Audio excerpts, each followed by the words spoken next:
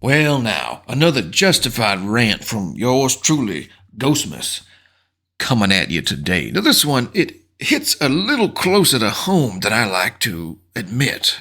When a fellow follically blessed human who doesn't have to deal with all that bad hair day and whatnot succumbs to the woke. I said succumbs, I'm going to bump my microphone here, succumbs to the woke liberal mindset. In this case, Bill Burr.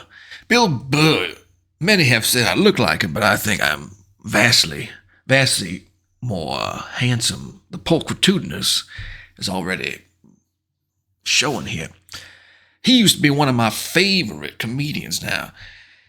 I don't say that lightly. He's old stuff, incredible, on the Mint Milano cookie bit, on Conan, you name it. So anyway, it's sad to see this happening to him, but it is what it is, as they say. Powerful advertising company in the world, Diageo. They control about 80% of advertising that takes place right now. Telling an entire platform that they won't spend a dime unless he's removed, as we had with Rumble. Do you think there's any risk of that with Bill Burr? Speaking of old jokes, Bill Burr. Nice segue. Old joke. Anyway, this is from Crowder, Steven Crowder, doing a reaction to the Bill Burr situation. And now I, Ghostmas, am going to do a react to that. A react within a react. It's getting reactionary. One of the funniest comics to have ever done. You could certainly put him in top 20.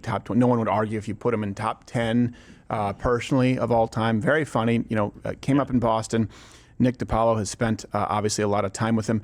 But there's two different Bill Burrs. That's true so far, I would say. Bill Burr, yeah, the old school Bill, Patrice O'Neal influenced and all that. Great stuff. I watched the last special here. I suffered through it. Not even entirely all the way through. I fast forward. My God, one of my heroes have succumbed. That really isn't up for debate. Now it just comes down to, okay, why? Is there a flash of genius moment? Why the change? Why the conversion? Why the transition? And I'll grant you that's speculation. What's not speculation is that the change seems to coincide with becoming more of a Hollywood darling as opposed to a rebel comedian, which is how he was viewed before. So it's time for Entertainment Minute. I'll go one farther than that. It really happened after he married his wife. What is her name? Nia? Does the podcast with him? She, very liberal mindset. A black woman, too. So kind of far democratic mindset is what she embodies. And it has rubbed off. You can just tell. He used to make so many jokes about women controlling the men and the marriages and this and that. But my God, now you see him, and it is a sight to see that. You can tell her claws that, no, Bill, you can't do that joke. That's offensive. Oh, sorry, honey. He has become the very thing that he mocked and despised.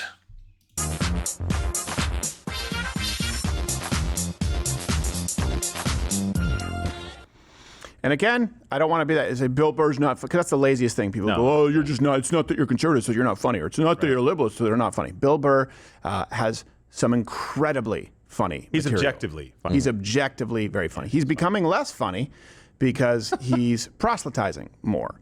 He's browbeating more. Mm-hmm. And he seems to revile a good portion of his audience. So proof positive of that here. Case in point, Bill Burr yesterday gave an interview to Vulture where he kind of tried to pass himself off as he's the everyman's man, and it's not left or right. It's just looking at things objectively, and he's out of politics. But you can see where he realizes, oh, wait a second. I have to rehab my image a little bit. I can't be seen as that much of a quisling. Watch. Right. Do you feel misunderstood? Quisling, by the way, great word. I don't know if you know it. I don't know if I know it, but it sounds nice. If people take you words one way or the other? No, I'm deliberately misunderstood. Got it. So people are like, it's like a catch. Look at that beautiful bald head on him. My God, that's something to aspire to. Anyway, back to it. Sure. Trying to make a ball of strikes. I'm not flying either one of their flags, and it's the people that pay them. That is the problem.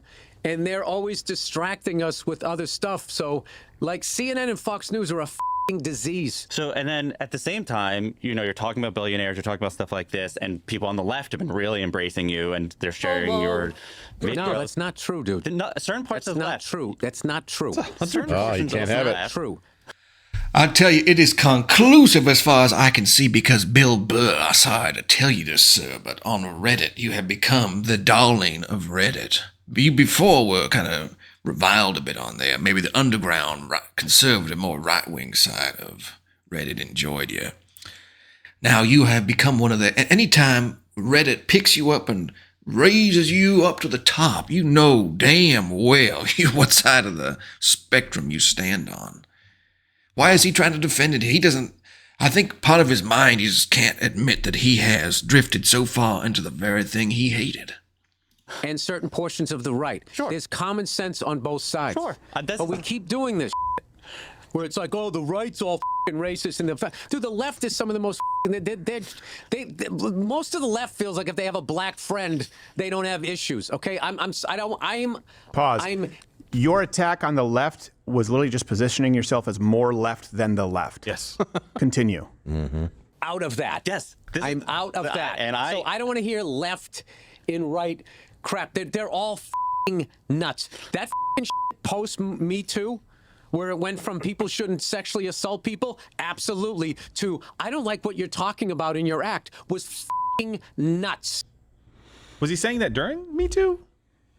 Right after Me Too? Kind of. And by the way, the Me Too thing, the problem wasn't I don't like what you're saying in your act. That's separate. Right. The problem was because of feminist influence, which of course is left, that people who had done nothing wrong were having their careers destroyed. And by the way, I'll even defend those who were on Aziz Ansari, who's notably left, didn't rape anybody.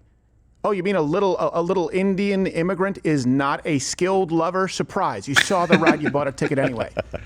Chris Hardwick, that guy, it was a witch hunt, and we defended all of them. We defended people who look. Rape is bad. I think I support the death penalty for people who actually commit forcible rape. But he tries to dude.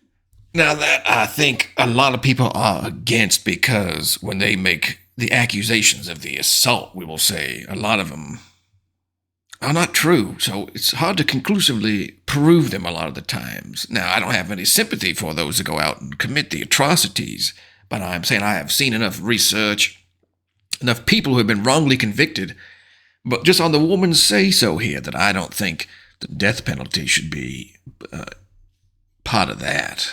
There's too many mistakes going on. Dude, then that going to cancel? No, separate issues. Yeah. People were being canceled, not just And don't cancel me over that. because of Me Too. People were being canceled for being, oh, that's right, what you just accused, racist. Racist, right? People being canceled for being racist, even if they said things that weren't racist at all. So he tries to tiptoe around it no, dude, look, the left doesn't like me, right? They hate me too. He's like, actually, we kind of like you. No, that's not true, right? Stop saying it. Look, I'm on an island, right? No one, I do my own thing. Well, you kind of do our thing. No, I don't. Stop. You're wearing the team jersey. Stop it. Quit. No, but you're right. He's objectively funny, for sure. But he's also objectively less funny now because he's this curmudgeon, tough guy, Archie Bunker attitude. Can't work with woke. It can't work with liberalism. So he's going to go away. That right there hits the nail on the proverbial head. Yeah, you can't have this angry, bitter, ranting guy and be on the left, because what are they ranting against? If you rant too much, they'll start to hate you. So he doesn't fit in. He's kind of torn between. He's got his old style, and he's trying to, hey guys, Hollywood likes me now, so I hate the Republican. Trump sucks. If he tries to toe that line, he has to be the curmudgeonly, pissed off guy that's kind of, get off my lawn. Yeah. And it doesn't work the other way. Right. He's losing it. Yeah, you're absolutely. And by the way, because Nick's not here, Nick DiPaolo, and he always has to be careful because he still is, in communication. A lot of these guys took notes from him. You can see the moment that Bill Burr was kind of an observational comedian. Then he was on Tough Crowd with Colin Quinn and Nick DiPaolo. And Nick's getting huge laughs. And they're both from Boston. And he would be on Opie and Anthony. And you can see when he realized, wait a second, I can kind of take what Nick does and soften it, make it a little more mainstream, just make it not as rough around the edges. He changed his entire persona. And now that it seems okay, he's gotten to where he wants to be, he's just, it seems like an appeasement tour is what it's. I don't know if I buy that entirely, because anybody, especially stand-up comedian type, is going to try to put together some persona. Could be some weird southerner sounding moron, but they try to put together something that will make them stand out from the others and get a little more publicity. Publicity, I said. A little more ticket sales. You got to have something. So to say, oh, he's changed from what he was, who cares? They're all performers, all actors. I mean, the stand-up comedian is putting on a show. There's nothing that says this is how he must be in private. Come on now. Crowder, I knew Crowder years ago, actually. That's another story. It seems like. And he went on, by the way, we have another clip to talk about, oh yeah, that's right, his post-election SNL hosting gig. What do you do then when you're put in a position, like SNL asks you to host the week after the election, right? That's like, it's for a comedian, hypothetically, to talk about politics, to unite the nation. How did you feel when you were put in that position? No, it's an honor to be asked to do that. You know, and I made fun of Kamala and I made fun of Trump. And then I did a couple of silly jokes. I kept it light. See, that's what they try and do, right? They go, dude, I make fun of everybody, but you don't. But you don't. We have literally not had national Republican figureheads on this show because we've poked fun at everybody. But I don't lie to you. Of course I'm a conservative. Of course I'm a conservative. And of course I'm going to naturally make fun of the left more. But we spread it around. He doesn't. That SM. You see, I might debate Crowder a little bit on that. He's kind of doing the same thing he accuses Bill Burr of doing. It's one of those kettle pot. Doesn't quite see what's happening on his own show. While he does poke fun here and there, it's not to the same degree. You can have good-natured fun and a little more bitter, stinging, caustic jokes made at the other side. SNL hosting gig. He only made one comparison and really one. Here's how he made fun of everyone. Look at what he does with Kamala. Look, pulls no punches. It's like, all right, let's see. What does the orange bigot have to say? How about the real estate agent that speaks through her nose? Oh, there's a point. This is so difficult. It's like they overlap. I just can't make up my mind. That's pretty much the only reference to Kamala. Yeah, he roasted her. Compare that to his rant in Philly. In most of the interview, he literally defends the term woke. He throws out the, oh, these people are racist. He just talks, I guess, denigrate just white people because, you know, he has a black wife, and a lot of people have a problem with that because, not because she's black, but because of the fact that a lot of his friends, the circles he ran in, whether it was the Opie and Anthony crowd, you know, they became in charge of the Patrice O'Neill, whatever it is, the benefit fund. I mean, I think Nick DiPaolo was a pallbearer, and he's never been invited to speak once. He had a show with Patrice O'Neill. Patrice O'Neill was the most regular guest on Opie and Anthony and had a dating advice show that I believe was under one of their sub-channels on XM Radio. And Bill Burr hadn't spoken with Patrice for years. As far as we know, they had a falling out, but now he wants to carry that mantle while cutting out the people who Patrice actually... You have to know about the backstory to Patrice O'Neill, black comedian, big, large, fat guy as well, who kind of took Bill in the underground comedy circles and brought him up in there, kind of formed him diamond in the rough, so to speak. So Patrice had a great many things going for him here.